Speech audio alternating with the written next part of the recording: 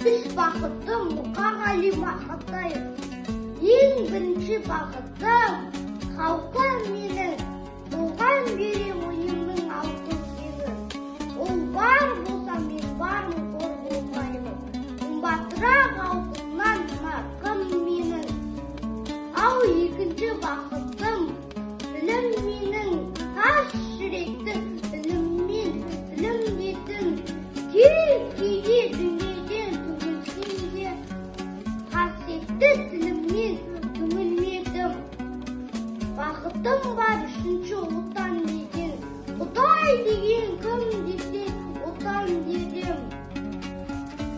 Оты сөнген жалғанда жан барсың ба, оянбай ақ қидағы